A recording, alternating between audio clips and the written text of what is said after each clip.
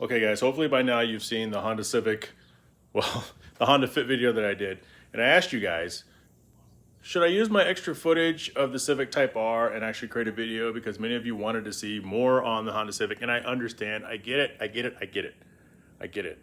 So I have some footage, and this is what I think about the Honda Civic Type R.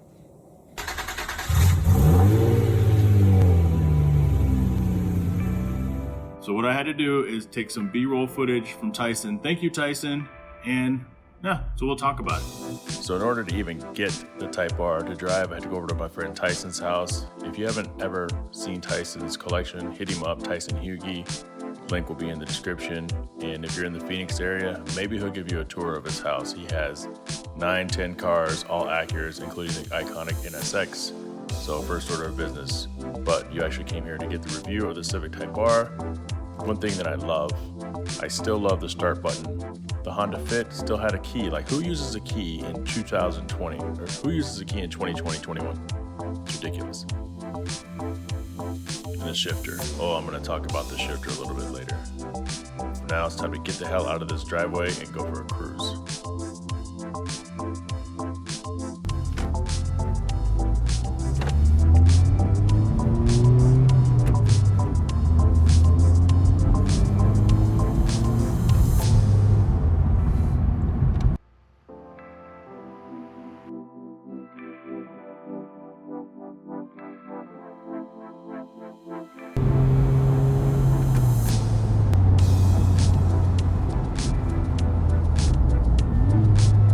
You know, the car drove pretty good, super smooth. I love the buttery shifter. There's things that I could do in that car that I absolutely could not do in my NSX. But you're also dealing with a car from 1997 versus a 2020 Civic is what I had.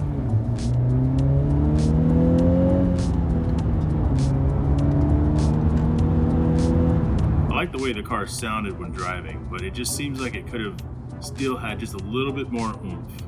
Whether they have to pump artificial sound in the cabin or whatnot. Under acceleration, like take a look at this. Merging onto one road from the other road. I was pretty much under full throttle. Now granted, this wasn't my vehicle, so I was taking it a little easy. I did come to a complete stop one time and the car made a really weird noise as if I had ran over something metal.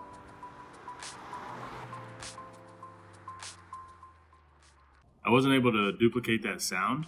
Some of the other small things is my cameraman mentioned that there was a little squeaking coming from the rear somewhere, where there was a rear spoiler, the rear suspension, and the dome light, actually.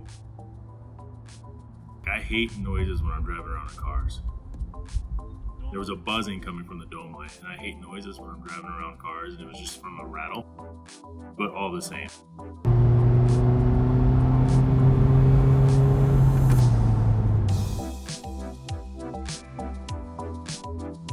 So there's some things I liked about the car, some things I didn't like about the car. At the end of the day, it would be nice to have a Civic Type R, sure. Never been a big fan of kind of the boy racer look. I don't like the aero that the car has. However, I do understand that it is 100% functional, which is more than I can say about a lot of vehicles out there. Especially people like me who get a hold of cars and put all sorts of crazy shit on there, spoilers, sub-spoilers. No wind tunnel. Don't drive anywhere, don't drive fast, therefore it's not functional. So unlike this house that I'm in, the interior of the Civic Type R is actually a little roomier than I thought it would be.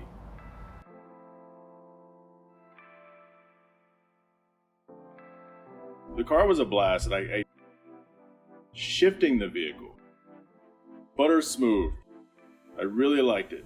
Butter smooth shift linkage. There's things that I could do in the Civic Type R I can't do in the NSX. You could slow down in third gear almost to a stop and switch and not have any hiccups or be concerned about stalling. I don't recommend coming to a complete stop at third gear, but you know, all I'm saying is there's some stuff I can't do in my car.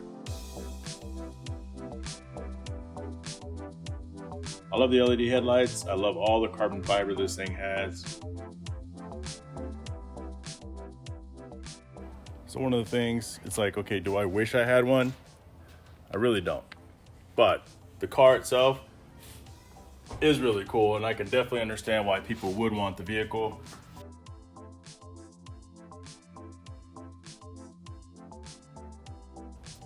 I think for now, I'll just stick to my turbo NSX.